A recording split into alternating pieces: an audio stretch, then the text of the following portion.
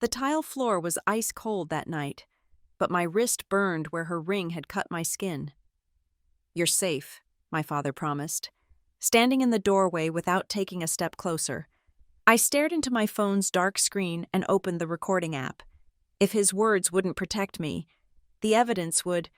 The next morning, I went to work as usual, but the plan for revenge had already begun. My name is Mara Quinn.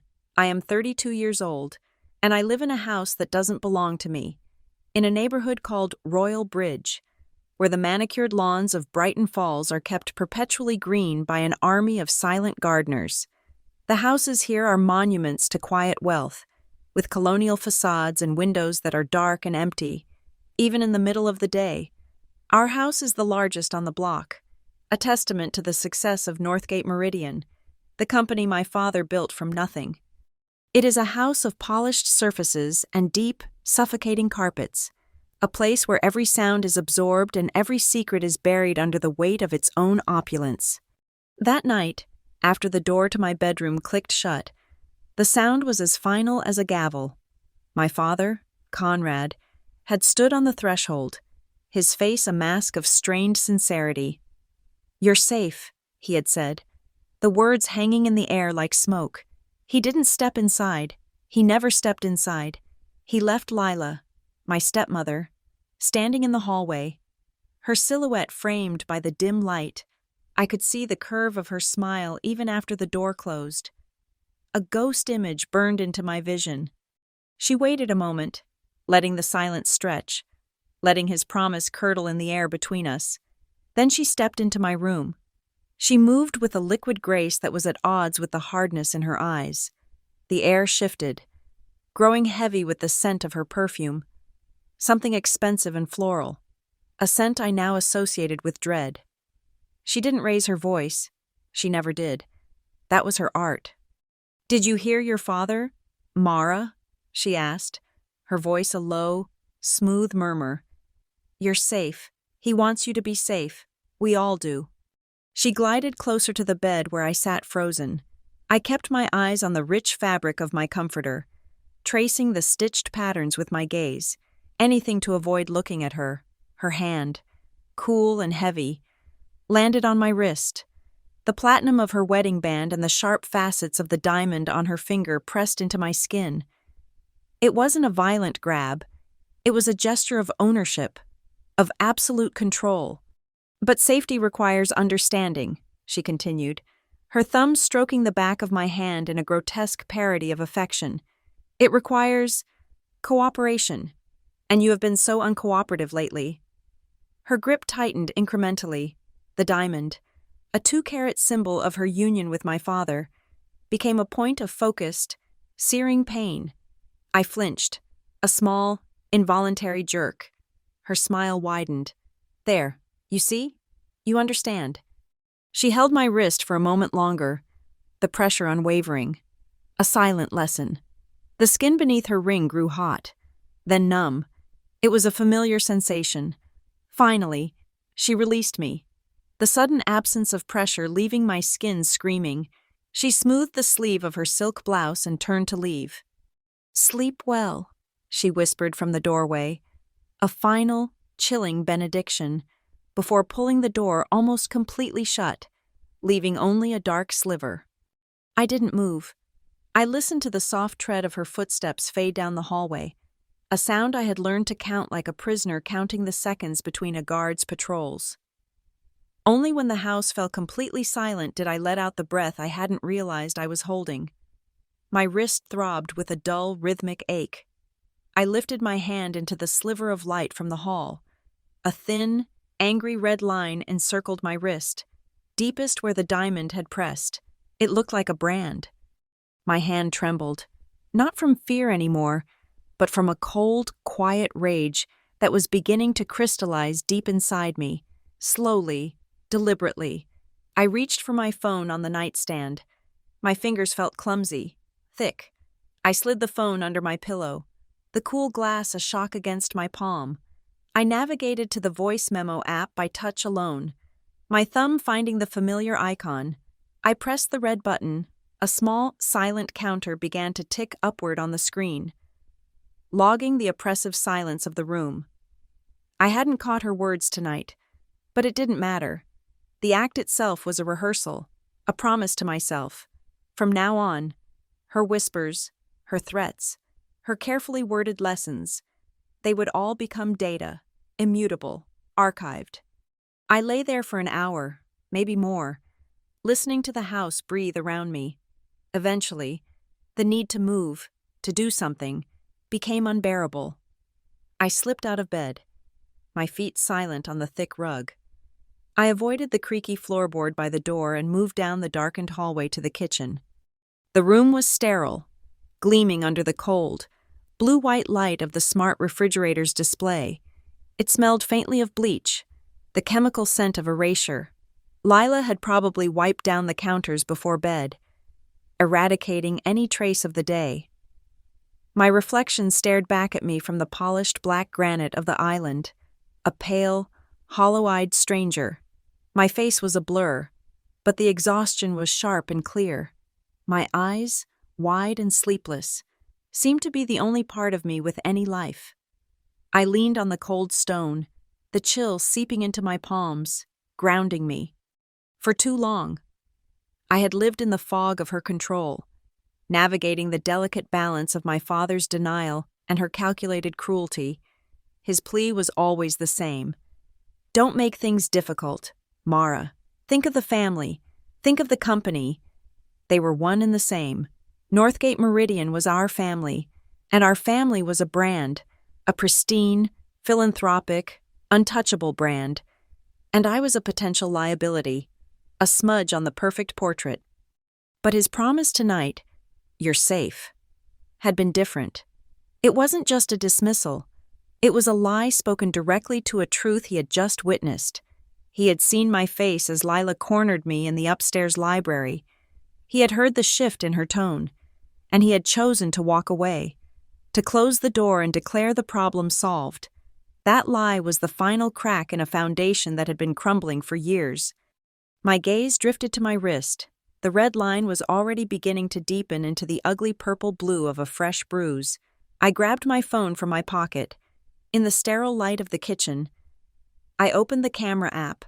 I held my wrist out, turning it until the mark was perfectly illuminated. I needed a timestamp, something irrefutable. I laid my wrist on the counter next to my watch, its digital face clearly displaying the date and time. 2:17 a.m., October 18th. I took 3 photos. The shutters click unnervingly loud in the silence. I zoomed in on the third image. It was perfect. The bruise, the faint indentation from the ring setting, the glowing numbers of the watch face beside it. Evidence. Just as I was saving the image to a hidden folder, my phone vibrated on the countertop. A text message. It was from my father. My heart hammered against my ribs. For a wild, foolish second, I thought it might be an apology, a moment of conscience. The message read, "Don't make a scene. We have the meeting with the federal partners tomorrow at 10. It's critical." There it was. No concern. No question of my well-being. Just a command. A reminder of my duty to the brand. Protect the company. Protect the deal. Protect the image. My fingers grew cold. The hope, as fleeting as it was, died instantly, replaced by a clarity so sharp it felt like a physical blow. They saw me not as a daughter, but as a risk factor, a variable to be controlled. I stood there for a long time, the phone's screen dimming in my hand. I thought about all the possible replies, an angry outburst, a desperate plea, a photo of my bruised wrist, but I deleted them all. Any emotional response would be dismissed as hysteria, used as further proof of my instability. They had written that script for me years ago. It was time to write a new one. My fingers moved over the keyboard, typing 3 simple, cold words. I understand. I sent the message. The little delivered receipt felt like a seal on a contract. I understood, but not in the way he meant. I understood that I was utterly alone. I understood that his promises were worthless. I understood that the only person who would ever keep me safe was me. I left my phone on the counter and walked to the study. I didn't turn on the lights. using only the glow from my company-issued laptop screen to see. It was a Northgate Meridian machine, sleek and powerful, with our star and arrow logo etched on the lid, one of their tools. I opened it and logged in, the familiar corporate desktop appearing on the screen. My work files were meticulously organized, my projects all on schedule. I was a model employee, dependable, unseen. I navigated away from the shared drives and into the secure partition of my local hard drive. Here, I kept personal notes, drafts, ideas, the only digital space that wasn't subject to routine network sweeps. I created a new encrypted folder. I paused, my cursor hovering. What to name it? It had to be something innocuous, something that wouldn't raise suspicion if it were ever seen in a file directory, something that held meaning only for me. I typed, Quiet Ledger. A ledger is a book of accounts, of debts owed and payments due, and mine would be quiet, compiled in silence, its contents unseen until the day of reckoning. Inside the folder, I created the first file. It wasn't a document or a spreadsheet. It was another folder, a container for the evidence of this night. I named it with a simple, stark title that marked the beginning of everything. Night 0. I moved the photograph of my wrist into the folder. I found the audio file I had recorded in my room, 58 minutes of near-total silence, and moved it in as well. It was a placeholder, a proof of concept, the start of a meticulous, undeniable record. I stared at the two files sitting inside the folder named Night 0, a single image and a silent recording. It wasn't much, but it was a start. It was tangible. For the first time in a long time, I felt a flicker of something other than fear or resignation. It was the cold, hard certainty of purpose. They thought they had won tonight. Lila had asserted her dominance. My father had secured my compliance for his important meeting, and the pristine image of the Quinn family remained intact. They believed I would be quiet. They believed I would endure, just as I always had. They were counting on it. And I would be quiet. I would be cooperative. I would go to that meeting tomorrow and be the perfect, diligent risk analyst. I would smile when required, and I would keep my sleeves pulled down over my wrist. I would play my part so perfectly that they would forget I was even a threat.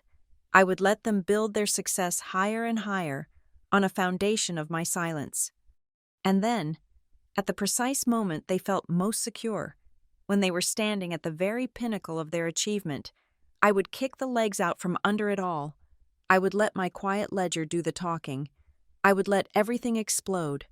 Northgate Meridian is a monument built of concrete, glass, and my father's ambition. From the highway, the corporate headquarters looks like a massive, stylized arrow pointing toward the sky, a physical manifestation of its own name. The logo, a star bisected by a sharp, upward trending line, is etched into the glass doors, repeated on the flags that snap in the wind, and embroidered on the breast of every uniform. It represents progress, precision, and profit. To the city of Brighton Falls, it represents opportunity and philanthropy. To me, it represents the architecture of my own gilded cage. My father, Conrad Quinn, founded it. He is the CEO, the visionary, the patriarch, and Lila, my stepmother, is the company's heart, or so they say. Her official title is Chief People Officer, a role she designed for herself. She is the guardian of the Northgate family, the architect of our celebrated corporate culture. From the outside, they are the perfect power couple. Their smiling faces are a fixture in the society pages of the Brighton Falls Chronicle, usually alongside the mayor or a visiting senator. In the main lobby of the headquarters, a series of professionally framed photographs documents their civic virtue. Conrad handing an oversized check to the director of the Children's Hospital. Lila cutting the ribbon at a new city park funded by the Northgate Foundation. Both of them laughing, perfectly backlit, at the annual Founders Gala. They are masters of the narrative. I chose my position within this narrative very carefully. After finishing my MBA, I could have taken a high-profile role in strategy or finance, a place reserved for the founder's daughter. Instead, I requested a lateral move into the legal department as a contract risk analyst. It sounded bland, technical, and unimportant. It was perfect. It was a seat in the engine room, not on the bridge. No one paid much attention to the person reading the fine print. But the fine print is where the truth lives. It's where vulnerabilities are hidden. In my quiet, overlooked office, I became a student of the company's promises, the intricate web of obligations and liabilities that held the entire enterprise together. Lila has 2 domains, our home and this company. In each, she preaches a different gospel, but the goal is the same: absolute control. At home, in the hushed, carpeted rooms of the Royal Bridge estate, she teaches discipline. Discipline is the pressure of her ring on my wrist. It's the quiet, venomous critiques of my posture, my tone of voice, my very existence. It's the art of making me feel like an intruder in my own life. The lessons are always delivered in private, with a calm, almost loving demeanor that makes the cruelty even more disorienting. They leave marks that can be covered by a long-sleeved blouse. Here, at Northgate Meridian, she teaches culture, the Northgate way. She calls it's a culture of transparency, respect, and psychological safety. She hosts workshops, writes inspirational memos, and oversees a wellness program that has won national awards. Her office on the executive floor is decorated in soothing blues and grays, with an orchid on her desk and a library of books on empathetic leadership. The marks she leaves here are invisible. They are the quiet fear in the eyes of a manager who questions her policies, the sudden and inexplicable transfer of a promising employee who didn't show the proper deference, the way a room falls silent when she enters. Discipline and culture. They are just different words for the same thing. Power. Both leave bruises. My father's mantra has always been the same, a low, constant hum beneath the surface of our lives. Don't do anything to damage the family brand. He said it to me when I was a teenager and wanted to dye my hair. He said it when I chose a college that wasn't his alma mater. He says it now whenever the tension in the house becomes too thick to ignore. The brand is his life's work. It is more important than his own comfort, and infinitely more important than mine. He sees Northgate Meridian not as a company, but as an extension of himself. Any criticism, any crack in the facade, is a personal attack. I remember one evening, a few years ago, we were hosting a small dinner for a city councilman. I was helping the caterers in the dining room when Lila cornered me by the sideboard. The professional smile she wore for her guests was gone, replaced by a tight, cold mask. She was furious about something insignificant. I had used the wrong serving spoons for the appetizer. She didn't speak. She just moved closer, invading my personal space, and her hand came up to my face. Her fingers were cold against my cheek. For a moment, I thought she would strike me. Instead, her thumb gently, almost tenderly, pushed up the corner of my mouth. "Smile, Mara," she whispered, her voice so low that no one else could hear. "The councilman is watching. We're the good people, remember?" That single, chilling touch encapsulated our entire relationship. It was a threat disguised as an adjustment, an act of control presented as a gentle reminder. I smiled. The muscle in my cheek felt stiff and alien, and the councilman, from across the room, smiled back, oblivious. Over the years, I've developed a kind of internal clock, calibrated to her presence. I can tell where she is in the house and in the office, simply by the sound of her shoes. At home, it's the soft, expensive thud of her designer heels on the Persian rugs. At work, it's a sharp, decisive click-clack on the polished concrete floors of the executive wing. That sound has become the metronome of my life. It dictates my breathing, the tensing of my muscles, the rhythm of my own forced patience. I have learned to wait, to endure the passing of that sound, knowing that my time would eventually come. It is a patience born not of weakness, but of strategy. You cannot dismantle a clock while it's still ticking loudly. You have to wait for it to wind down. The house wasn't always like this, before Lila. There was my mother. She was quiet in a different way, a gentle, thoughtful silence. Not the menacing quiet that Lila weaponized. She smelled of old books and rainwater. She left when I was 12. There was no fight, no dramatic scene. One day she was there, and the next she was gone, leaving behind a note for my father and a profound, echoing silence that the big house could not absorb. My father never spoke of her again. It was as if her existence had been a flaw in the brand, a chapter to be ripped out and burned. The quiet she left behind was one of loneliness. The quiet Lila brought was one of fear. The company tries hard to sell the idea of a corporate family, every quarter. Northgate hosts a family day at the headquarters. The sprawling lawn is transformed into a carnival, with bouncy castles, food trucks, and face painting stations. Employees are encouraged to bring their spouses and children. It's a masterstroke of Lila's HR strategy, a brilliant piece of public relations. The local news always covers it, showing images of happy families playing under the shadow of the great Northgate arrow. I have to attend everyone. I stand at the periphery, a cup of lukewarm coffee in my hand, and watch. I watch the children with brightly painted faces chase each other with balloons. I watch my father on a small stage, a microphone in his hand, talking about community and shared values. I watch Lila move through the crowd, a benevolent queen, touching a child's head here, laughing with a group of spouses there. At the last one, in the summer. I wore a cardigan despite the heat. The bruise on my upper arm from the night before was a deep, mottled purple. I remember a little girl running up to me, a red balloon tied to her wrist. She pointed at my sweater. "Aren't you hot?" she asked, her eyes wide and innocent. I just smiled and told her I was always a little cold.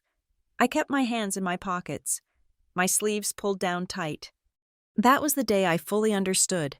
Standing in the middle of that manufactured happiness, a living contradiction to the brand, I realized that safety was not a place. Home wasn't safe. This company, this supposed family, wasn't safe. They were the source of the danger.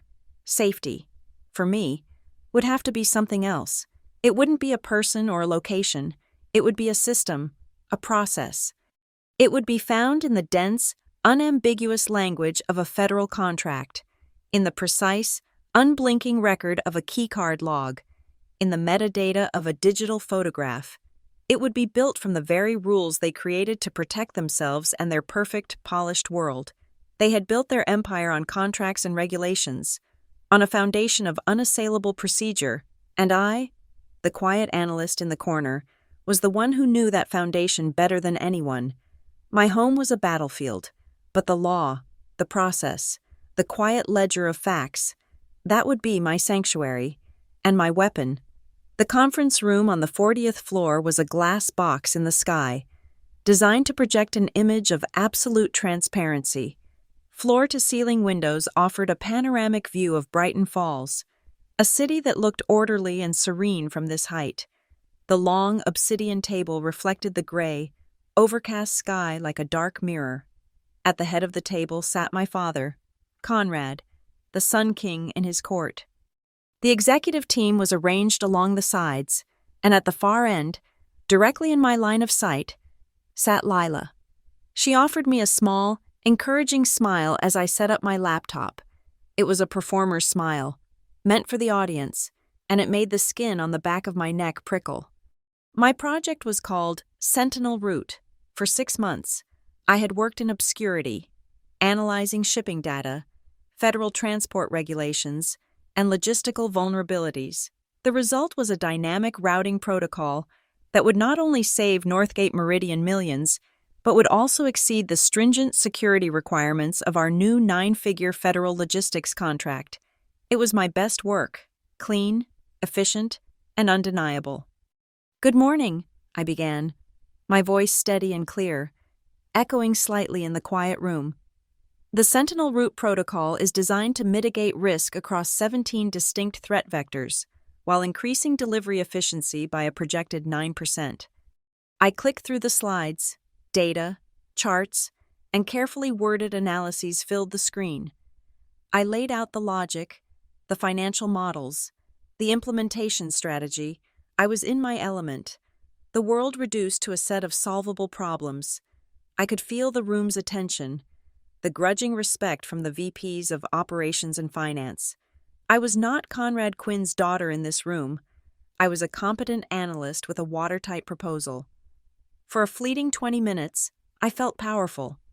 When I finished, a moment of silence hung in the air. Then my father nodded slowly. "Impressive work, Mara. Very thorough." Before anyone else could speak, Lila leaned forward, placing her perfectly manicured hands on the table. "Truly impressive," she said, her voice smooth as cream. "Mara has done a wonderful job laying the foundational strategy. Her analytical skills are a real asset." She paused, letting the faint praise land. "And to best support that foundation, and to foster Mara's continued growth, I think it's critical that the project lead has significant experience in direct government liaison. This federal partnership is too important to be a training ground." Her eyes scanned the room, a picture of benevolent wisdom. "Mark Renshaw from my department has managed 3 similar transitions in his previous role at Global Dynamics. I think he would be the perfect choice to steer this. Mara, of course, would remain a key part of the team, providing the data support he would need to succeed." It was a clinical, bloodless assassination, executed in the language of corporate support. She had praised my work while simultaneously declaring me unfit to lead it, reframing my creation as a mere foundation for a man from her own power base to build upon. The room was silent. No one would challenge the chief people officer when she was ostensibly talking about personnel and development. I looked at my father. This was his moment to intervene, to back his own daughter, to reward the merit he had just acknowledged. He cleared his throat, avoiding my gaze by looking down at the report in front of him. "Lila has a point," he said, his voice flat and detached. "You've done the heavy lifting on the analysis, Mara, but you don't have enough experience leading a project with this level of government oversight. We'll put Mark in the lead role." The words hit me with the force of a physical blow. It was the same dismissal, the same casual betrayal, polished for a corporate audience. He wasn't just closing a door. He was locking it in front of the entire executive team. My project, my work, was being handed to someone else, and my own father had just signed the transfer papers. I felt a dozen pairs of eyes on me, watching for a reaction. I gave them nothing. I simply nodded, my face a neutral mask. "I understand," I said. "I'm happy to support the project in any way that ensures its success." The meeting moved on. I sat through another hour of budget projections and marketing strategies, my own project now being discussed as if it belonged to another man. My mind, however, was elsewhere. I was replaying the scene, dissecting Lila's move. It was too smooth, too prepared. She had known she would have my father's support before she even spoke. Back in my office, the adrenaline from the presentation faded, leaving behind a cold, hollow ache. I closed my door and leaned against it, the quiet hum of the building's HVAC system suddenly deafening. I had expected the dismissal, but the public execution of it still stung. As I sat at my desk, an email notification popped up on my screen. It was from Lila's executive assistant, Jessica. The subject line was, "Follow-up, Sentinel Route." The email was brief and polite, a masterpiece of corporate condescension. "Hi, Mara. Following up on this morning's strategy session, Lila wanted me to reach out. We are all so thrilled with your analytical work on Sentinel. To ensure a seamless transition, we've outlined a supporting role for you as a silent advisor on the project. This would involve providing all your background data and models to Mark's team, and being available for consultation as needed. This structure will allow you to focus on your core analyst duties without the burden of project management. Please let me know if you agree to these terms." A silent advisor, uncredited, unnamed, I was being asked to become a ghost, haunting the periphery of my own work. My hands were shaking. I scrolled down, about to type a furious reply, when I saw the history of the email chain below Jessica's signature. It was a long thread, mostly between Lila and the head of HR. My eyes scanned the previous messages, And then I saw it. An attachment from 2 weeks prior. A file named Quinn M. Perf Review Q3.pdf. My heart stopped. My official Q3 performance review wasn't due for another month. My hands trembling. I clicked the attachment. It was my review. But it was wrong. The numerical scores were all slightly lower than my previous evaluations. My leadership potential score had been downgraded from exceeds expectations to meets expectations, and in the narrative comments section, a single damning sentence had been added. While Ms. Quinn is a highly capable data analyst, she has not yet demonstrated the strategic communication skills required for senior project leadership or client-facing roles with government partners. The review was signed by my direct supervisor and co-signed by the head of HR, Lila's direct report. It was a forgery, a subtle, brilliant one, not poor enough to warrant a formal complaint, but just weak enough to disqualify me from leading a project like Sentinel Route. Lila hadn't just outmaneuvered me in the meeting. She had been laying the groundwork for weeks, building a false paper trail to justify it. She had poisoned the well long before I ever got to drink from it. I took a deep breath, forcing the rage down, converting the heat into ice. I saved the entire email chain, with the fraudulent review, as a single PDF. I opened my quiet ledger and created a new folder. Project Sentinel. I dropped the file inside. Then I replied to Jessica. My fingers were steady now. Jessica, thank you for the email. My role will be as a member of the project team, as defined in the original project charter. Any duties outside of that scope will need to be formally redefined and approved by my direct supervisor and the legal department. I do not agree to the terms silent advisor, best, Mara. I hit send. It was a small act of defiance, but it was a start. I wasn't going to be a ghost. I leaned back in my chair, my mind racing. The personal and the professional were no longer separate domains. Lila's abuse of power wasn't confined to the home. It was a systemic part of her corporate strategy. She used the same tactics in both arenas: manipulation, quiet intimidation, and the falsification of reality. And then, another thought sparked. A federal contract, government oversight. I had spent months studying that contract, memorizing its clauses. I opened my local drive and pulled up the final executed copy. I scrolled through the dense legal text, my eyes scanning for a specific section, and there it was, Appendix C, Federal Contractor Code of Business Ethics and Conduct. I clicked open the document. I knew what I was looking for.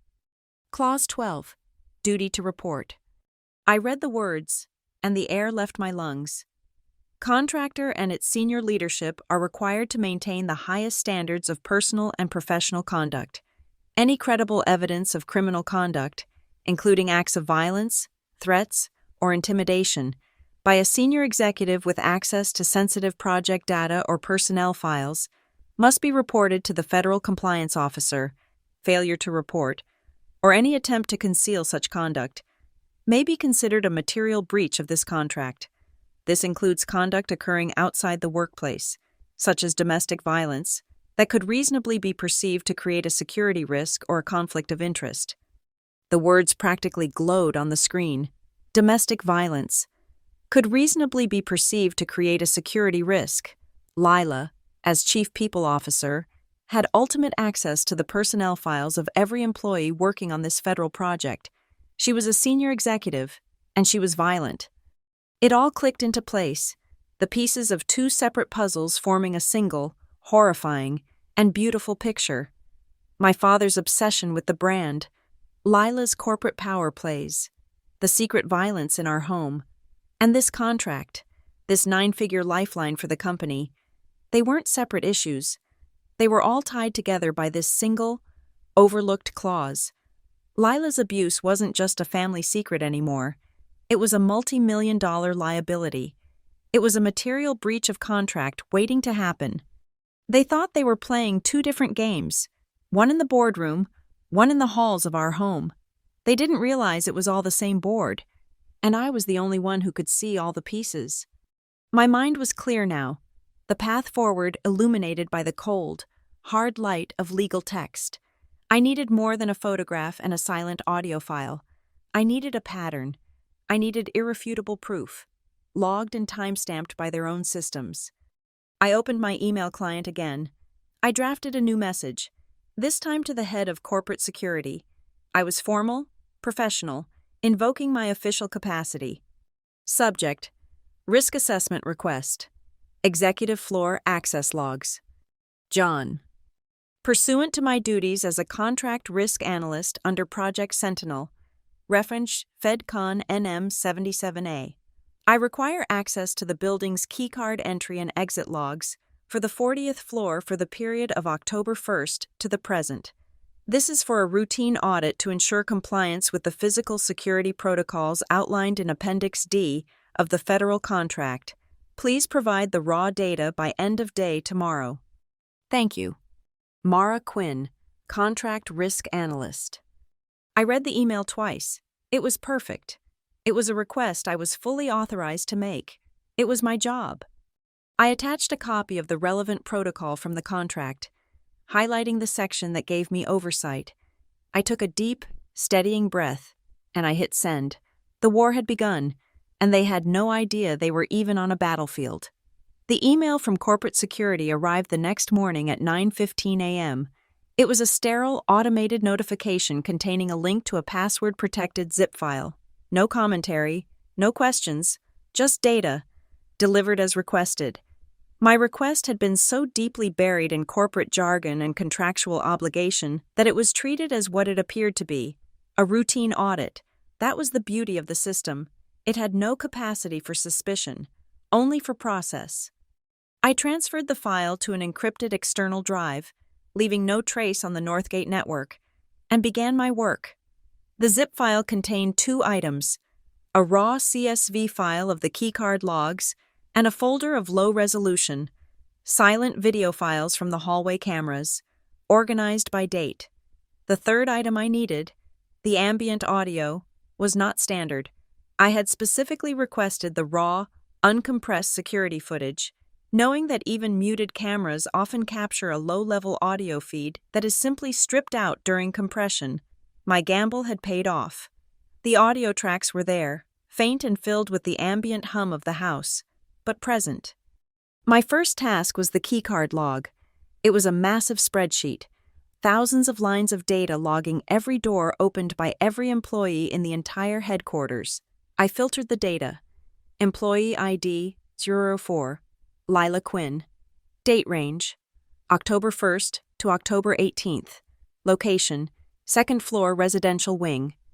The results populated instantly. My eyes scanned the timestamps, and there it was. On October 18th, at 1:32 a.m., an entry was logged. Access granted. Quinn, Lila. Location, second floor, east hallway. Then another entry. 20 minutes later, access granted. Quinn, Lila. Location, second floor, east hallway. Her entry and exit from the residential corridor, bracketing the time of the assault. It was the first piece of external validation. A digital footprint proving she was exactly where I said she was, exactly when she was there. Next, the audio. This was more complex. I opened the file for the camera situated at the far end of my hallway. The video was useless. A grainy, static shot of an empty corridor. But the audio track, when isolated and amplified, was a river of subtle noise. The hum of the ventilation, the distant rumble of a car passing on the street below. I imported the 58-minute silent recording I had made in my room. Then, using a simple audio editing software, I began to scrub through the hallway audio feed, looking for the specific minute that corresponded with Lila's arrival. I found it, a faint but distinct series of sharp, rhythmic clicks, the acoustic signature of her Manolo Blahnik heels on the hardwood floor just outside my room. It was a sound I could recognize in my sleep. I isolated the waveform. It was unique, the cadence and intensity of the sound matching my memory perfectly. I overlaid the timestamp from the security footage. The clicks began at 1:33 a.m., seconds after her keycard registered her entry into the hall. I now had her location and the sound of her arrival, synchronized. It was no longer just my word, It was a verifiable event, logged by Northgate Meridian's own security infrastructure. The final piece for this incident was the photograph of my wrist. Data on its own is just information. To become evidence, it needed to be preserved in a state of absolute integrity. I wasn't just saving a JPEG, I was creating a digital evidence package. I used a command line tool to extract the image's full EXIF metadata. It contained the timestamp from my phone's internal clock, the camera model, the exposure settings, even the GPS coordinates of the house if I had enabled them. Everything was there. Then, I ran the image file through a SHA-256 hashing algorithm. The program spat out a long, unique string of letters and numbers. This was the file's digital fingerprint. If a single pixel in that image was ever changed, the hash would be completely different. I saved the metadata and the hash value in a separate text file. I returned to my quiet ledger. It was no longer just a folder. It was becoming a structured repository. I created a new, meticulous file system, named according to legal evidence handling standards. The parent folder was casefile/LQUNNMYA 2025. Inside, I created subfolders: Incident 2025-10118, Personnel Records, Contract Compliance. Within Incident 2025-10118, I placed the evidence I had just compiled, giving each file a clear descriptive name: 2025-1018, Access Log, LQ, Second Floor. V. 2025-1018, Audio Sync, Hallway, Correlated, MP4. 2025-1018, Photo Bruise, JPG. 2025-1018, Photo Bruise 01, SHA-256, Text T. It was a cold, methodical, and damning collection of facts. With the first package of evidence secured, I turned my attention to the delivery mechanism. A direct confrontation was out of the question. I needed to use the system she had built a few months ago. Lila had proudly launched the Northgate Speak Up portal, an anonymous internal platform for reporting ethical concerns. She had hosted an all-hands meeting to announce it, her face projected onto a huge screen as she spoke of building a culture of trust and accountability. I remembered her exact words: "This tool empowers every one of you to be a guardian of our values." It was time to take her at her word. Using a public library computer miles from my office and home, connected through a privacy-focused VPN, I accessed the portal. The landing page was decorated with the Northgate logo and stock photos of smiling, diverse employees. I clicked, "Submit a report anonymously." I didn't file one report. I filed 3, each one targeted at a different pressure point, spaced 30 minutes apart. They were written not as an emotional plea from a victim, but as a series of risk assessments from a concerned, anonymous employee. The first report was surgical. Subject: Potential conflict of interest in federal project leadership. It has come to my attention that the selection process for the lead of Project Sentinel may have been compromised. There is reason to believe that the official performance review of a key internal subject matter expert was inappropriately altered to disqualify them in favor of a candidate from the Chief People Officer's Department. This presents a significant conflict of interest and potentially weakens the project's execution. The second report was broader and more menacing. Subject: Executive conduct and compliance risk. This report concerns a pattern of intimidating behavior and at least one documented instance of physical violence by a senior executive against a subordinate. This executive's role provides them with privileged access to sensitive personnel and project data.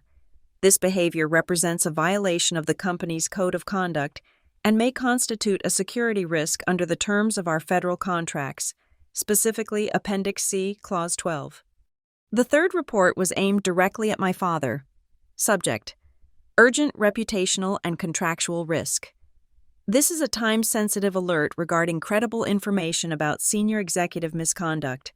Should this information become public, either through a leak or formal complaint, it would almost certainly jeopardize the renewal of the FedCon NM 77A contract. The potential for reputational damage and shareholder value erosion is severe. It is advised that the board's independent ethics committee investigate these matters discreetly but immediately. I submitted the last one and cleared the browser cache. I had planted the seeds.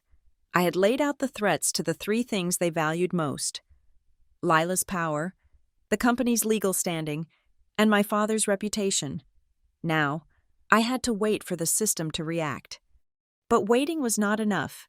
The internal portal was their territory. They could try to bury the reports, to control the investigation. I needed an external failsafe. I needed someone on my side, someone who understood the law not as a corporate policy, but as a weapon. That evening, I drove to a small, independent coffee shop in a part of town I never visited, a place with worn-out armchairs and the smell of burnt coffee.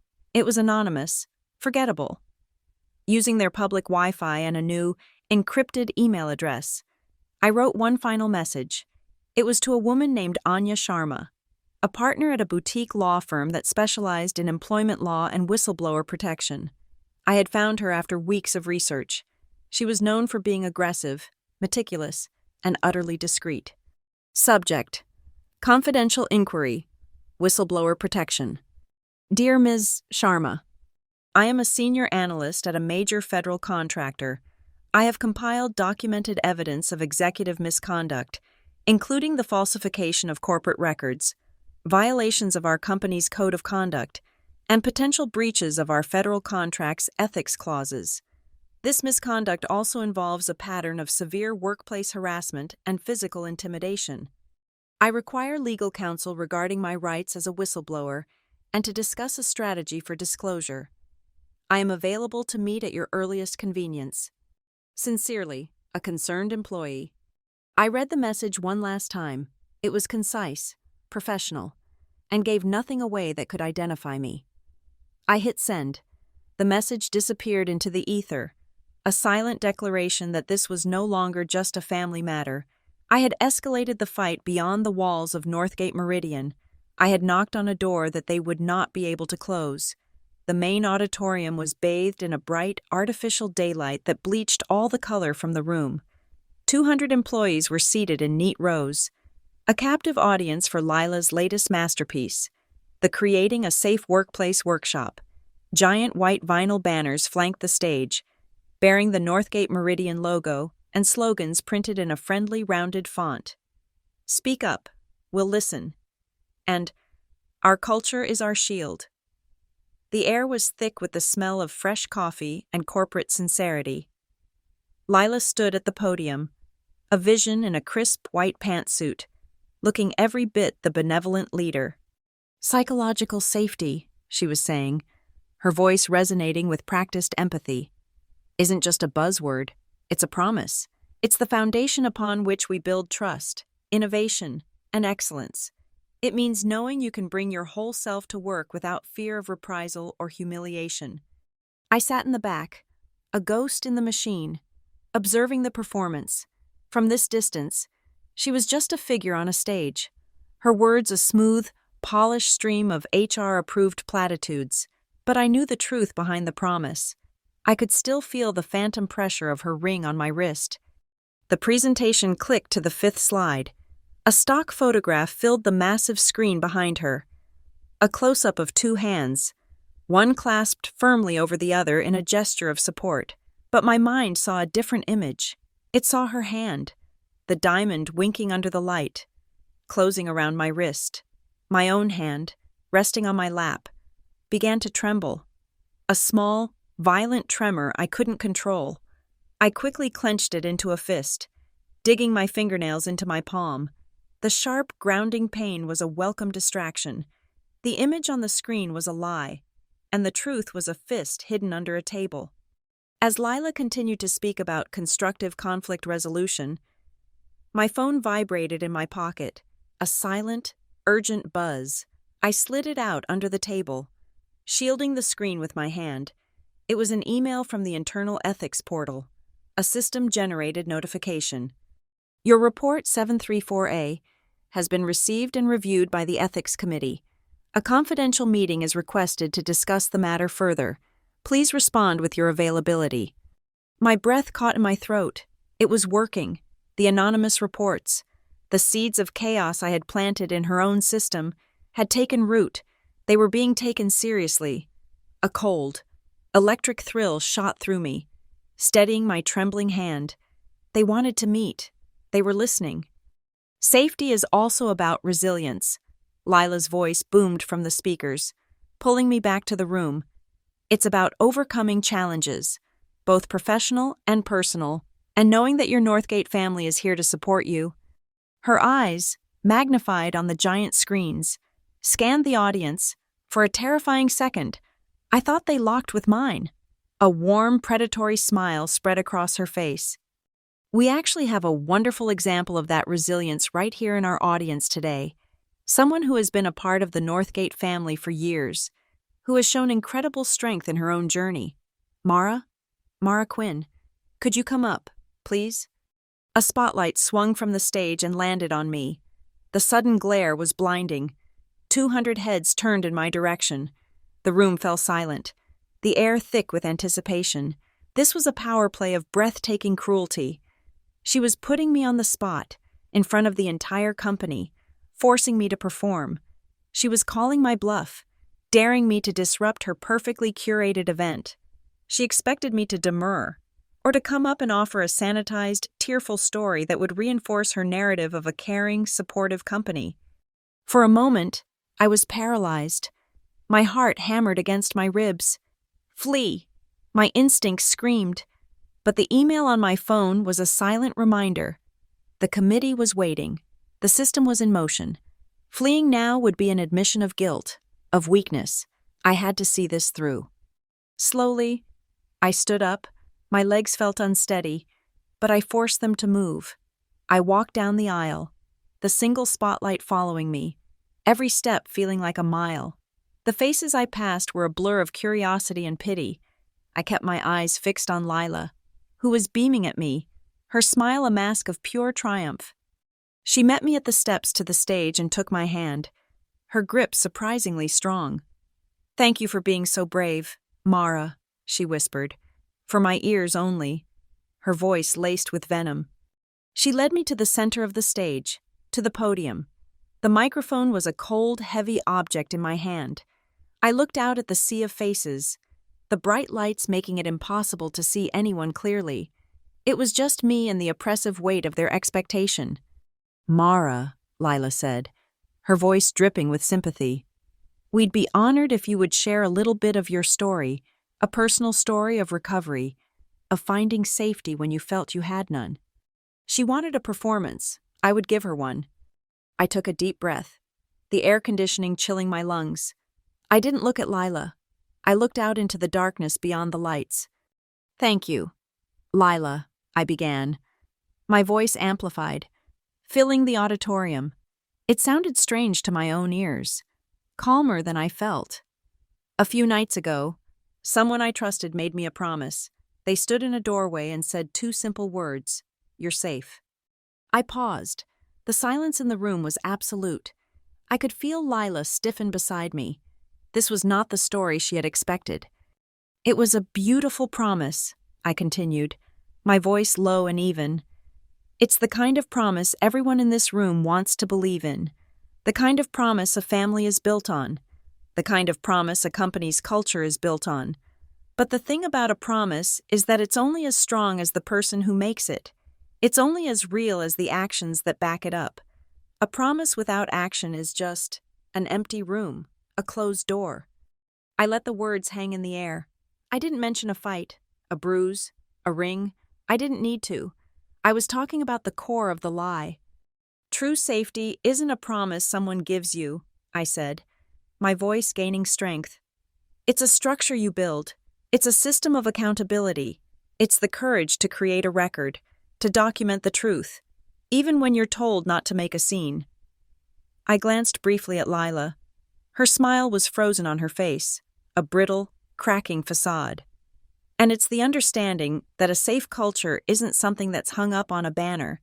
It's something that's proven, every single day, in the choices we make when we think no one is watching.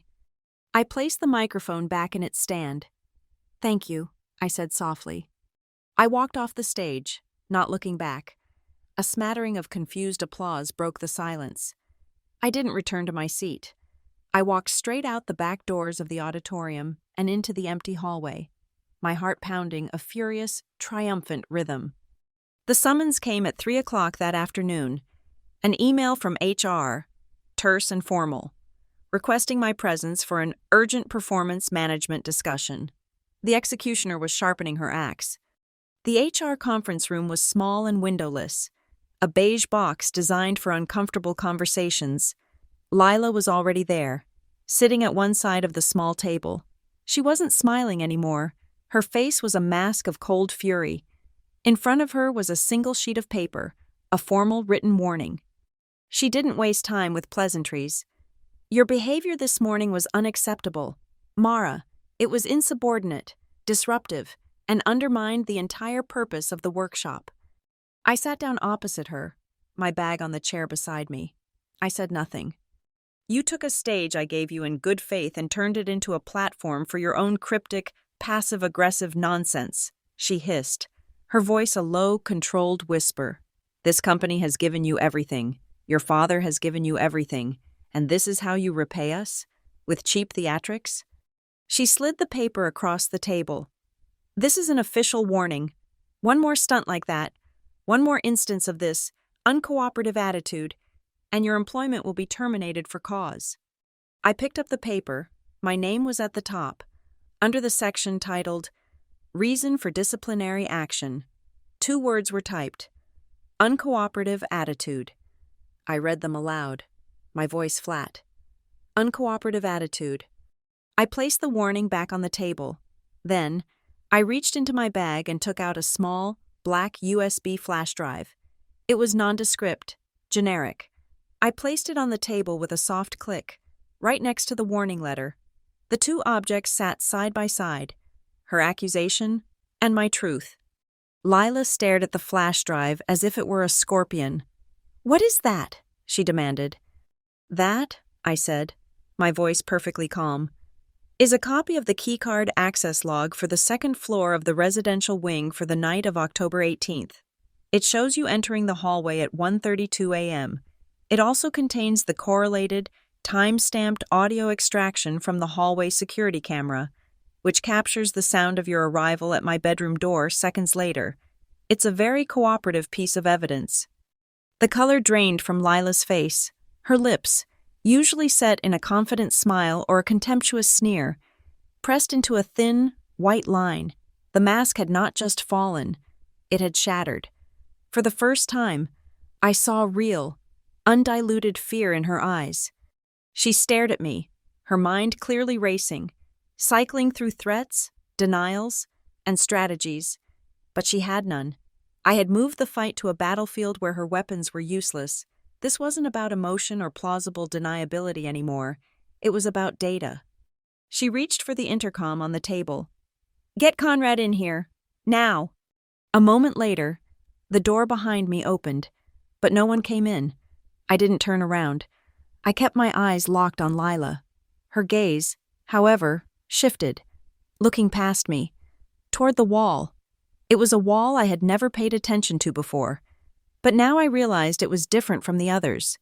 It was a large pane of dark, reflective glass, a 2-way mirror. And behind it, I knew. My father was standing, watching this entire scene unfold. He had been called not to participate, but to witness, to see the consequences of his closed doors and empty promises. He was watching his wife, the architect of his company's culture, and his daughter. The liability he had tried so hard to manage, finally face each other over a table that was far too small to contain the wreckage of their family. The silence in the room after my father left was heavier than any sound. Lila stared at the black USB drive on the table, her face a pale, rigid mask. The fear in her eyes had been replaced by something colder, something calculating. The game had changed, and we both knew it. She didn't say another word. She simply stood, retrieved the drive, and walked out, leaving me alone in the beige HR room with the disciplinary warning, which now seemed like a relic from a different war. The next 48 hours were a study in controlled corporate panic. The official story was that the Ethics Committee was reviewing a potential conflict of interest related to Project Sentinel. It was a vague, sanitized explanation that did little to quell the rumors spreading through the executive floor. My father and Lila were a united front, presenting a facade of calm leadership, while I remained in my office, an isolated island in a sea of whispers. I was locked out of the Sentinel project files. My meetings were canceled without explanation, and people I'd known for years suddenly found the floor fascinating whenever I walked by. The real explosion came on Friday afternoon. It arrived not as a shout, but as a quiet, formal email from the General Counsel's office, forwarded to all senior leadership, including me. The subject line was stark. Urgent. Notice of Federal Compliance Audit. The body of the email stated that a representative from the Federal Acquisition Regulatory Council would be on site, effective immediately, to conduct an unscheduled audit of Northgate Meridian's compliance with the terms of Contract FedCon NM 77A. A lead compliance officer, a Mr. Davies, had already arrived and secured a conference room on the legal floor. The audit was not random. It was targeted. I read the email 3 times. A cold, clean wave of vindication washed over me. My anonymous reports had triggered more than just an internal review. They had tripped a wire that led directly outside the company, to the one entity my father and Lila could not control. The federal government had come knocking. An hour later, I was summoned to the secured conference room. It was stark and impersonal, stripped of the usual Northgate branding. Mr. Davies was a man who seemed to have been born in a gray suit. He had a tired, patient face, but his eyes were sharp and missed nothing. He was flanked by 2 junior auditors who were already setting up their laptops. Our company's general counsel sat at the far end of the table, looking deeply unhappy. "Ms. Quinn," Davies began, his voice devoid of any inflection. "Thank you for coming. We are reviewing your company's adherence to all contractual obligations. As the designated risk analyst for Project Sentinel, you are in a key position. We need to discuss your compliance and risk mitigation protocols." He didn't waste any time.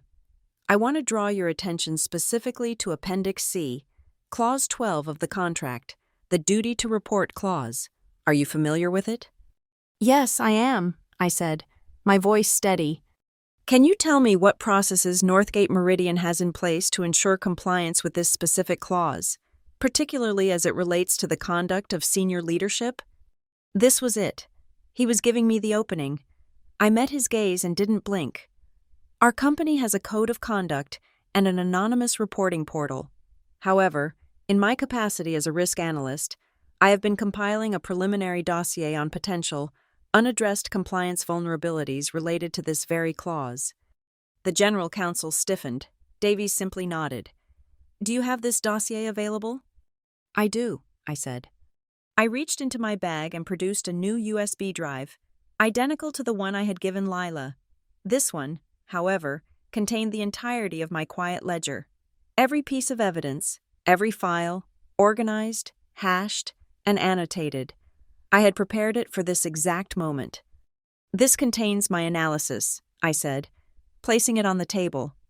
"It includes logs, metadata, and other documentation related to a series of incidents that could be perceived as creating a significant security risk under Clause 12. I have presented this data without emotional commentary, purely as a risk assessment." Davies picked up the drive without a word and handed it to one of his auditors. "We will review this. Thank you. Ms. Quinn, that will be all for now." I was dismissed. As I walked out, I felt the general counsel's eyes burning into my back. I hadn't just cooperated. I had handed the federal government a loaded weapon. Lila's response was swift and predictable. She reverted to the corporate playbook. The next morning, a Saturday, I received an automated notification from HR. A transfer request had been formally submitted and approved by executive order, effective Monday. I was to be reassigned to the new logistics hub in Singapore. The justification was a single, insulting sentence: to leverage Ms. Quinn's analytical skills in a key developing market. It was an exile, an attempt to remove me from the country before the hearing the ethics committee had scheduled for Monday. It was a move of pure, desperate panic. Late that afternoon, my father cornered me in the quiet library of our home. He closed the heavy oak doors behind him, and the pretense of calm was gone. His face was gray with exhaustion and fury. "What have you done?" he whispered, his voice hoarse. "They're crawling all over the company. Federal auditors. They're pulling contracts, personnel files. Do you have any idea what you've started?" "I submitted a risk report," I said calmly, refusing to be drawn into his panic. "It was my job." "Your job?" He laughed, a bitter, broken sound. "You're destroying everything. This company is my life's work. It's this family's legacy.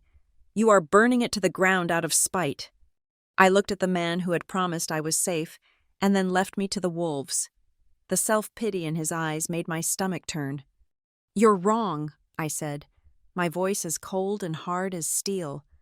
"I'm not the one who put the contract at risk. I'm not the one who violated federal ethics clauses. I didn't falsify performance reviews or create a hostile work environment. I am the only person who is trying to save the contract.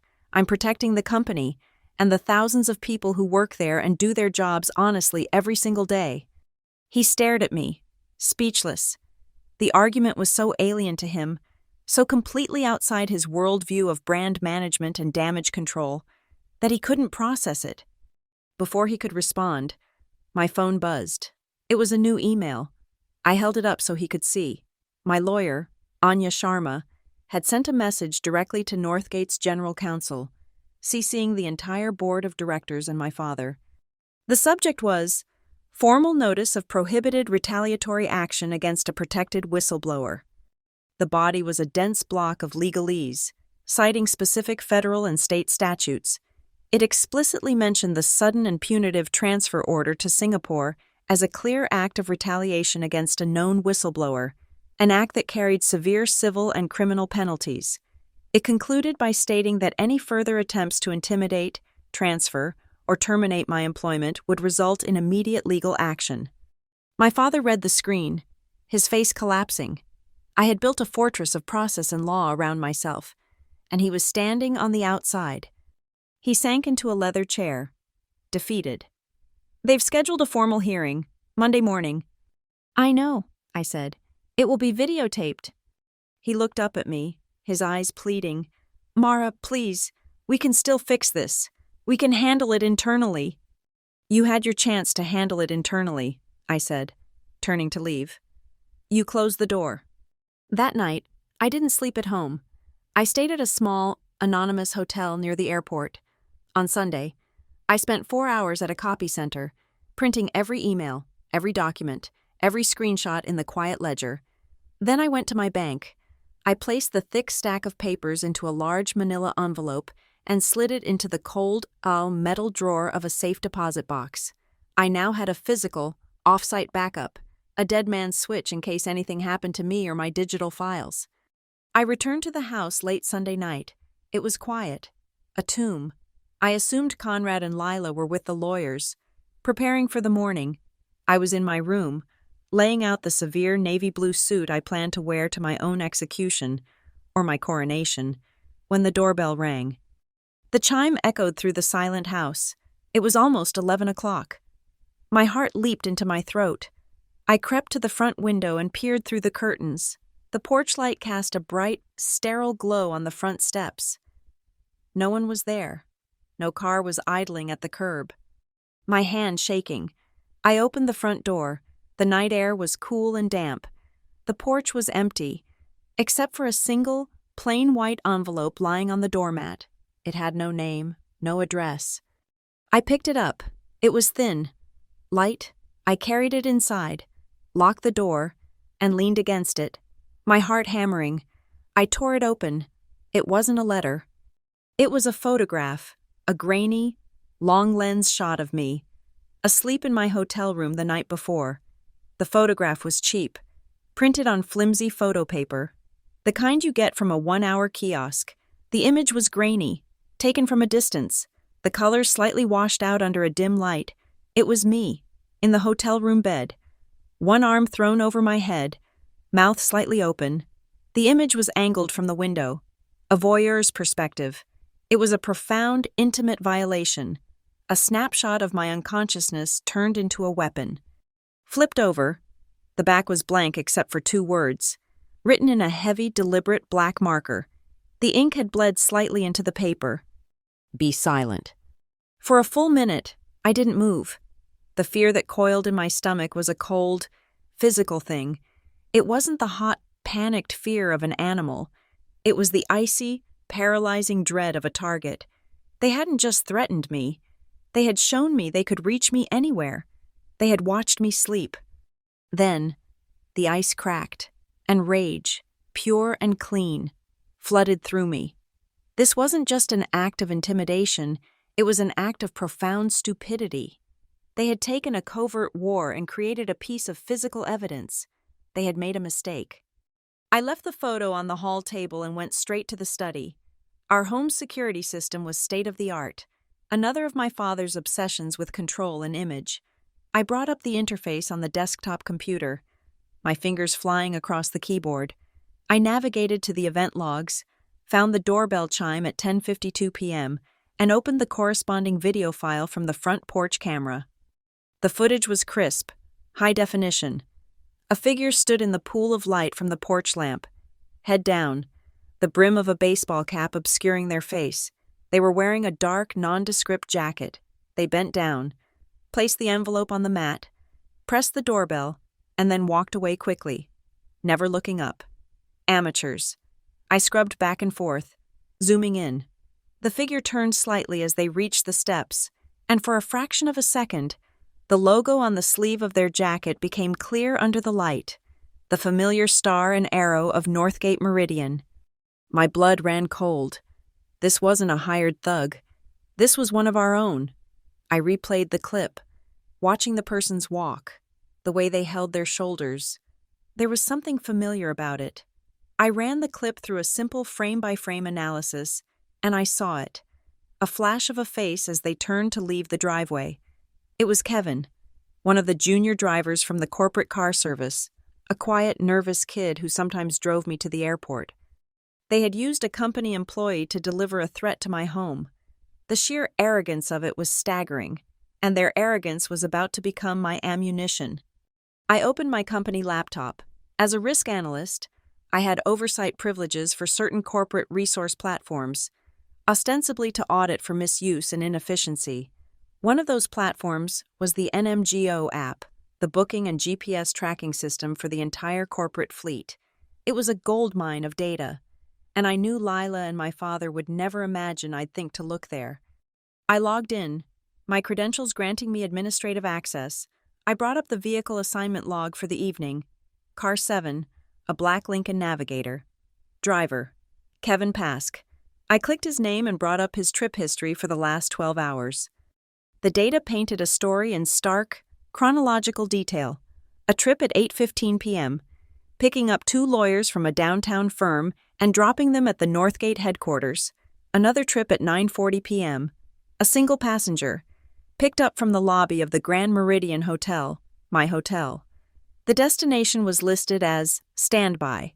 The GPS data showed the car idling for 15 minutes on a street corner with a clear line of sight to my hotel room window. Then, at 10:15 p.m., the car moved again, heading to Northgate headquarters. The trip log showed a 5-minute wait. Then, the final trip, departing headquarters at 10:40 p.m. Destination, my home address in Royal Bridge. The GPS showed the car arriving at 10:51 p.m. and leaving 2 minutes later. The final, damning detail was the passenger log for that last trip. It was initiated under an executive override code, Lila's code. I had it all. Kevin, under Lila's direction, had stalked me at my hotel, driven to headquarters, presumably to pick up the freshly printed photo from Lila, and then delivered the threat to my front door, all while using a company car, on company time. My hands were perfectly steady now. I took a high-resolution screenshot of the trip log with its GPS map. I exported the raw data as a CSV file. I went back to the security footage and isolated a clear image of Kevin's face. I packaged it all into a new folder in the quiet ledger. Intimidation attempt 20251020. I hashed every file. It was nearly midnight. I didn't hesitate. I opened a new secure email and wrote to Mr. Davies. Subject: Urgent. Witness intimidation and further evidence for federal audit. Mr. Davies, for your immediate attention, at approximately 10:52 p.m. this evening, a threat was delivered to my private residence. The threat, a photograph of me taken without my knowledge, is attached. I have conducted a preliminary risk audit of corporate resource allocation for this evening. The audit reveals that a company employee and vehicle were used to conduct surveillance on me at my hotel and then to deliver the threat. The trip was authorized under the Executive Code of Chief People Officer, Lila Quinn. The attached password-protected file contains the relevant security footage from my home, the driver's identity, and the complete, unedited GPS and trip log data from the corporate fleet management system. This represents a clear and documented case of witness intimidation related to the ongoing ethics investigation and federal audit. I trust you will take appropriate action. Mara Quinn. I attached the encrypted folder and hit send. The message was gone. A digital torpedo fired into the heart of their operation. The fallout was immediate. At 7:02 a.m., my phone rang. It was a number I didn't recognize. It was Lila's personal attorney. His voice was smooth, conciliatory, and laced with panic. He talked about unfortunate misunderstandings and the high-stress environment of the audit. Then he made the offer. A 7-figure severance payment, deposited immediately, full, lifetime vesting of my stock options, a glowing public letter of recommendation co-signed by my father and the entire board. All they wanted in return was my signature on a non-disclosure agreement and my immediate, quiet resignation. It was a king's ransom, an offer to buy my silence, my story, my soul. I listened to him finish. Then I said the only 2 words that mattered. No, thank you. I hung up before he could respond. Then, I did the one thing they would never expect. I forwarded the entire email summary of the offer he'd sent after the call directly to Mr. Davies and Anya Sharma. My only comment in the body of the email was, for the record, this constitutes an attempt to bribe a federal witness. The final move was for my father. I picked up my phone and sent him a simple text message. I will be at the hearing at 9 a.m. I will speak the truth in the room that is being recorded. I watched the delivered receipt appear. For 5 long, agonizing minutes. There was nothing, no reply. I could picture him, staring at the screen, the walls of his perfect world crumbling around him. He was trapped between his legacy and his wife, between the brand and the law. Then, 3 dots appeared, disappeared, and appeared again. Finally, a message came through. 2 words. Don't come. It wasn't a threat. It wasn't a warning. It was a plea. The last, pathetic gasp of a man who had run out of moves. He wasn't telling me not to come for my sake. He was telling me not to come for his. I set the phone down on the nightstand. The message was meaningless. He still didn't understand. This was never a choice. It was an inevitability. I looked at the clothes I had laid out for the morning. The navy suit felt wrong now. Too severe. Too much like their armor. I put it back in the closet. Instead, I took out a simple, crisp white silk blouse.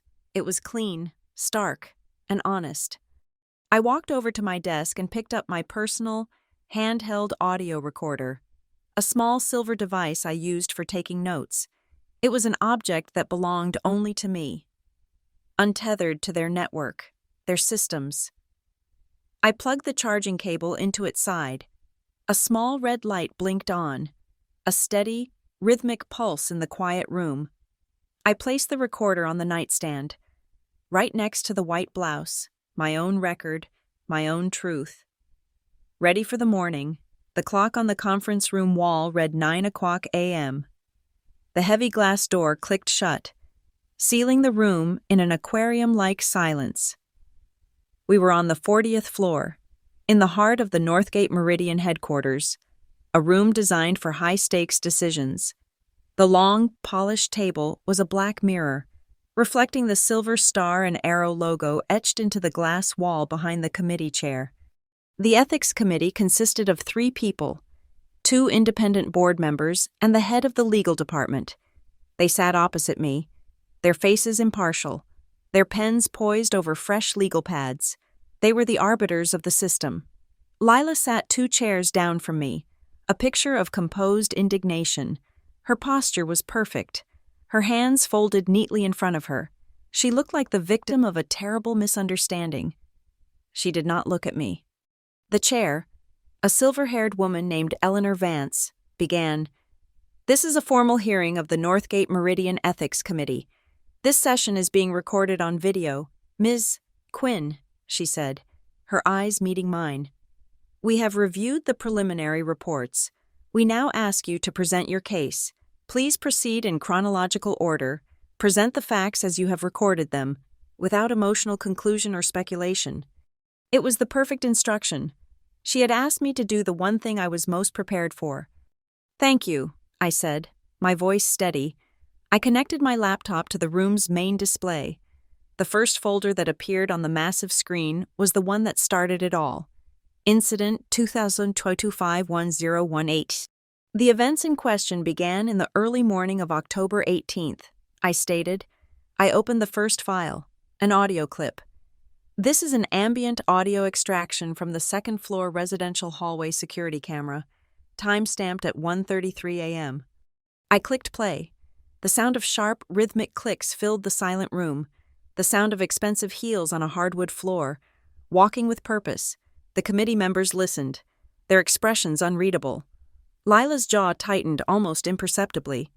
"Next," I said, opening another file. An audio recording from my own device, made moments before. The voice you will hear belongs to Conrad Quinn. I played the clip. My father's voice, strained and distant, echoed through the room. "You're safe." And finally, I said, a recording made approximately 1 week later, during a separate incident. The voice belongs to Lila Quinn. I played the third clip. Her voice was a low, menacing whisper, the words themselves ambiguous, but the tone unmistakable. "You seem to forget who has the power here. You need to be reminded of your place." Lila drew a sharp breath. Before the committee could react, she spoke, her voice ringing with outrage. "This is an outrage. This is a complete fabrication. Those recordings could have been spliced together from a dozen different conversations. They are clearly edited, manipulated to create a false narrative by a disgruntled employee. I demand that a certified digital forensics expert examine these files. I will not have my reputation slandered by doctored audio." It was the move I had anticipated, the righteous demand for an expert, designed to cast doubt and delay the proceedings. Eleanor Vance simply nodded. We anticipated such a request. She gestured to a large monitor on the side wall, which flickered to life, showing the face of a man in a sterile, server-lined room. Dr. Alistair Finch is one of the country's leading digital forensics analysts. He has been retained by the committee and is on standby. Dr. Finch, Ms. Quinn will now provide you with the files in question, along with their corresponding hash values. Lila's composure faltered. Her eyes widened slightly. This was not part of her script. I looked directly at the camera. "Dr. Finch, I am now transferring the audio files, as well as the original photograph from the night of the 18th, to your secure server. I am also transferring the text file containing the original SHA-256 hash values generated for each file at the time of their creation." We all watched in silence as Dr. Finch worked. He typed commands, his face illuminated by his screen. After a moment that stretched into an eternity, he looked back at the camera. "I have completed my analysis," he said, his voice dry and academic. "I have run each of the provided media files through a SHA-256 hashing algorithm. The resulting hash values are a perfect match to the values in the text file provided by Ms. Quinn. The embedded metadata in the files is intact and consistent with the timeline she has presented. My conclusion is unequivocal. These files have not been altered, edited, or manipulated in any way since the moment they were created. They are authentic. The words landed with the force of a physical blow. Lila went rigid, her face ashen. Her primary defense had just been vaporized by cryptographic certainty. I didn't give her a moment to recover. I brought up a new document on the main screen. The text large enough for everyone to read. It was Appendix C, Clause 12 of the federal contract. "My concern," I said, my voice cutting through the tension, "is not personal. It is procedural. It is a matter of contractual compliance." I used the laser pointer to highlight the key phrases as I spoke. Senior leadership are required to maintain the highest standards of personal and professional conduct. Any credible evidence of acts of violence, threats, or intimidation must be reported. This includes conduct occurring outside the workplace, such as domestic violence, that could reasonably be perceived to create a security risk. I turned to face the committee. Lila Quinn, as Chief People Officer, has privileged access to the personal data of every employee working on this federal project. The evidence presented demonstrates a pattern of intimidating and violent behavior. This behavior, according to the plain language of the contract we signed, constitutes a material breach. It places our 9-figure contract, and this entire company, at immediate and severe risk. The door to the conference room opened. My father walked in, looking older than I had ever seen him. He didn't look at me. He didn't look at Lila. He looked only at Eleanor Vance. "Eleanor," he said, his voice heavy with a forced paternal authority, "this has gone far enough. This is a family matter. We can resolve this in-house." The room was silent. Lila looked at him with a flicker of hope. He was her king, come to rescue her from the board, but his move was a decade too late. I turned in my chair to face him. I didn't raise my voice. I didn't need to. "We are in-house. Conrad," I said, using his first name for the first time in a professional setting. "We are in the house that the law built." He flinched as if I had struck him. Eleanor Vance looked from my father, to me, and then to the other committee members. She gave a slight, decisive nod. "Thank you, Conrad. Please wait outside. This committee will now take a 5-minute recess to confer." My father stood there for a moment, lost, the authority drained from his face. Then he turned and walked out, the door closing behind him. Eleanor spoke into the intercom on the table. "Please send Mr. Davies in." A moment later, the door opened again, and the gray, impassive face of the federal compliance officer appeared. He walked in, took a seat at the end of the table, and opened his own file. He was no longer an auditor. He was part of the hearing. He was a judge. The heavy glass door was soundproof, but it couldn't block the view. In the hallway outside, the normal morning traffic had stopped. Employees, from junior assistants to VPs, had gathered in small, silent clusters. They weren't pretending to work anymore. They were standing and staring into the glass box. They were watching the inner sanctum, the untouchable 40th floor, become a public spectacle. The secrets of the company, the secrets of our family, were being laid bare under the bright, fluorescent lights. It was like watching the weather turn. A sudden, violent storm rolling in over a calm city, and all anyone could do was stand behind the glass and watch. The air in the room was brittle, thin enough to shatter. Mr. Davies, the federal compliance officer, sat at the table as if he owned it. He hadn't spoken, but his presence had shifted the center of gravity in the room, pulling all power toward him. Eleanor Vance, the committee chair, deferred to him with a slight nod. Davies's eyes, flat and gray as slate, moved from the file in front of him to Lila. "Ms. Quinn," he began, his voice a low, dispassionate instrument of authority. "In light of new evidence submitted to my office last night, evidence of what appears to be a coordinated effort at witness intimidation using company resources, the integrity of this audit is now a primary concern."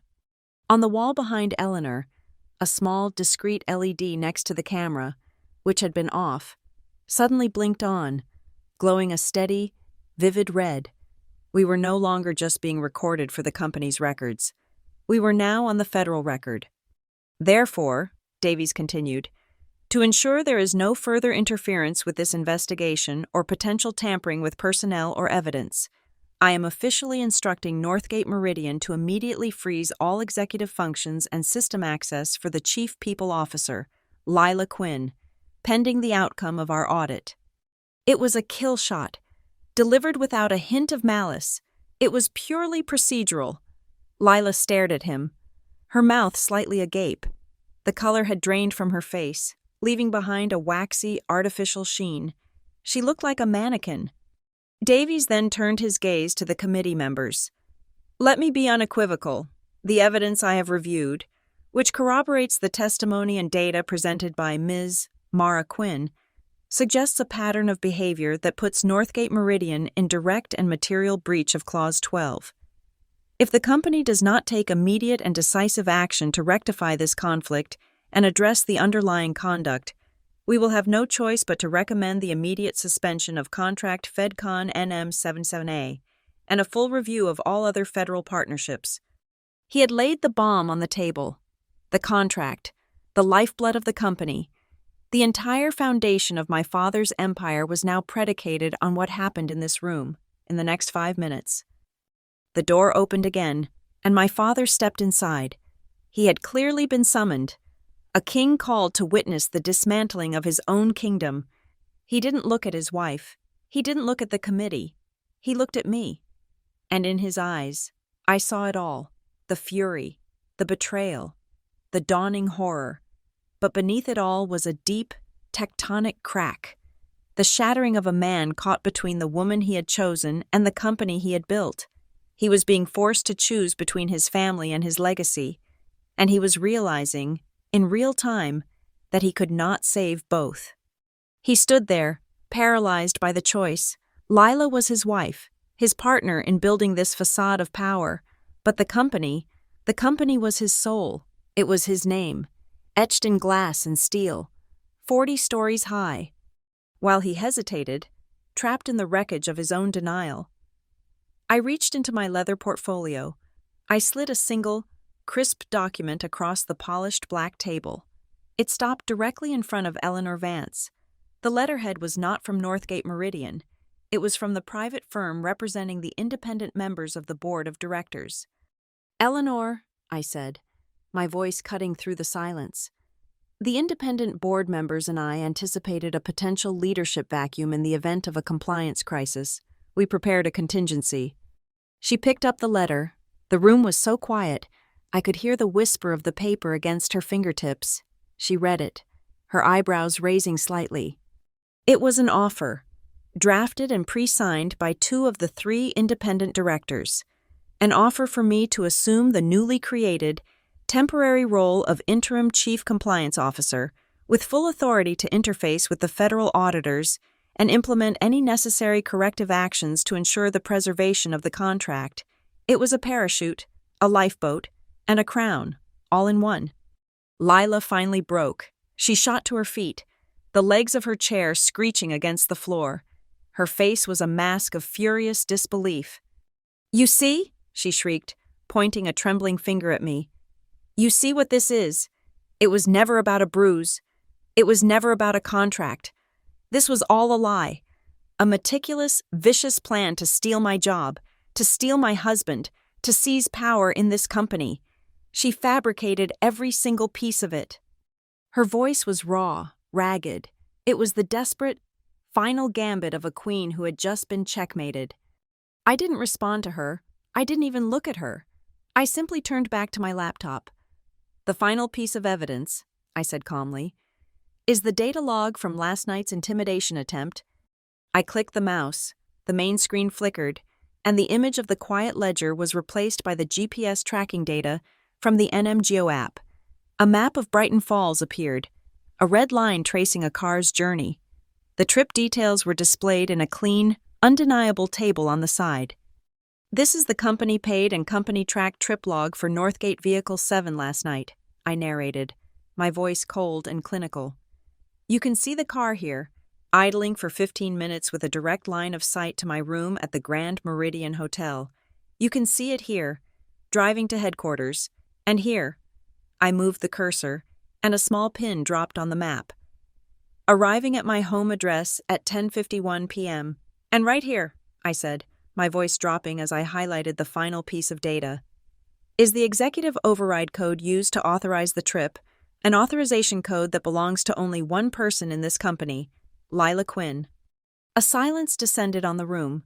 It was absolute.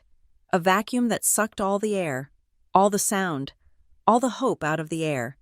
It was the silence of irrefutable, catastrophic proof. Lila sank back into her chair, all the fight gone out of her, leaving only the empty, brittle shell. The silence was finally broken by a rough, choked sound. It was my father.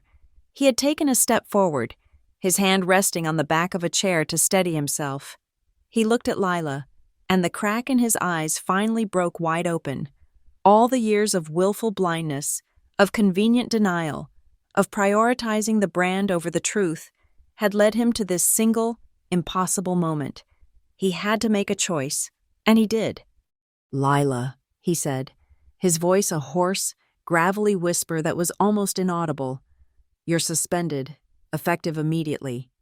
It was an execution, an abdication, a surrender. Lila turned her head slowly, her eyes, now filled with a cold, pure hatred, locking onto mine. "You will regret this," she breathed, the words a low, venomous promise. I didn't flinch. I looked away from her, toward the black, reflective surface of the table. In it, I could see the distorted reflection of the Northgate logo on the wall behind me, the star, the arrow, the symbol of everything he had built, and everything I had just saved from his own weakness. "No," I said, my voice clear and steady, speaking to the reflection, to the future, to the very idea of the company itself. "I'm going to sign to save the contract, right now." Eleanor Vance slid the document back across the table toward me, alongside a heavy black fountain pen. The gesture was both an invitation and a coronation. My temporary appointment letter, beside it, Mr. Davies placed a second document, a standard federal whistleblower protection form. Its existence in this room a quiet testament to the crimes he now believed had been committed. I picked up the pen. It felt cool and substantial in my hand. The nib scratched softly against the thick, formal paper as I signed my name on the first line. Mara Quinn. The signature was firm, unwavering. I pushed that document aside and signed the second one, formally placing myself under the protection of the United States government. The act was done in less than 30 seconds. 2 signatures that undid years of silent suffering and rerouted the future of a billion-dollar company. Mr. Davies, the federal representative, gave a single, curt nod. It was the only acknowledgement I needed. He gathered his files, stood, and walked to the door without a backward glance at Lila or my father. He had what he came for, a compliant asset, a solution. The problem was no longer his. As the door clicked shut behind him, the small red recording light on the wall blinked twice and then went dark. The federal presence had officially left the room. We were alone with the wreckage. My father took a half step toward me. His hand lifted, an aborted, trembling gesture, as if to rest on my shoulder, to reclaim some fragment of the father-daughter relationship we once had. But the space between us was now a canyon, miles wide, and his hand fell back to his side, empty. He said nothing. There was nothing left to say. His promises were worthless, and his power in this room had evaporated. He was just a man who had made the wrong choice, over and over again, until the choices were no longer his to make. I stood up. I methodically packed my laptop into its sleeve. I picked up the folder containing the printed-out copy of my quiet ledger. It felt heavier now, not with the weight of secrets, but with the density of resolved truth. I did not look at Lila, who sat shrunken in her chair, a queen deposed, staring at the polished table as if it were the surface of a deep, dark well. And I did not look at my father. To look back would be to acknowledge a past I was determined to escape. I turned my back on both of them and walked toward the door. When I opened it, the hallway was silent. The crowd of employees that had gathered outside the glass walls was still there, a silent, frozen audience. As I stepped out, a path cleared before me. They parted like the sea, flattening themselves against the walls, their eyes following me with a mixture of fear, awe, and uncertainty. I was no longer just Mara Quinn, the quiet analyst. I was something new, something unknown and therefore dangerous. I walked through their silent deference, my heels clicking on the floor with a steady, metronomic rhythm.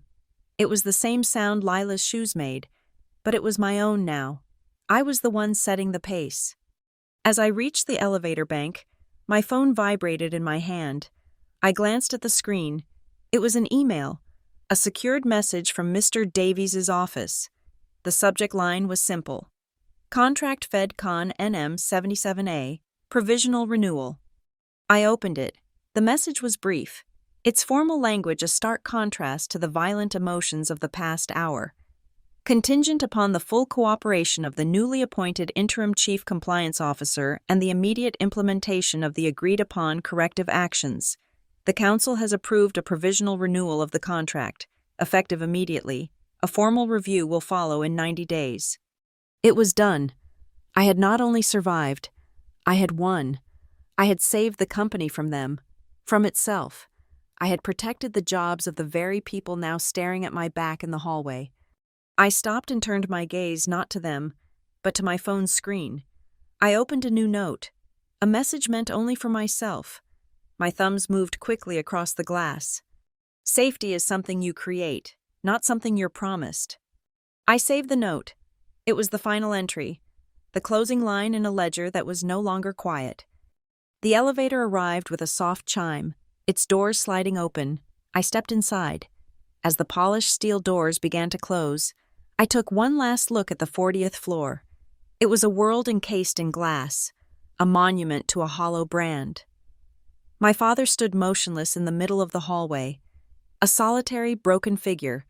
The doors sealed shut, and his image was gone. The elevator began its smooth, silent descent. I watched the floor numbers decrease, leaving the crisis and the conflict behind me, floor by floor. When the doors opened again in the main lobby, everything was different. The bright, afternoon sun streamed through the massive glass facade, making the etched Northgate logo on the doors sparkle. I walked toward the exit, my reflection moving with me across the polished marble floor. I stopped just before the revolving doors and looked at the woman staring back at me from the glass. Her face was pale, her expression serious, but for the first time in a very long time, her eyes were steady, her hands were not trembling. Outside, the Brighton Falls sun was harsh and bright, the sky a brilliant, cloudless blue. The city was loud, alive, indifferent. I took a deep breath of the free, open air. Behind me, the glass tower of Northgate Meridian reflected the clear sky, a perfect, unbroken mirror. An empire had just changed hands. A promise had been broken and remade, and no one on the street below had any idea. I turned my face to the sun and walked away. Thank you so much for listening to my story. Please comment below and let me know where you're listening from. I'd love to connect with you and hear your thoughts. If you enjoyed it, please subscribe to the channel and like the video. And if you'd like to give it an extra boost, please support the story by hitting the hype button. It really helps more people get a chance to hear it.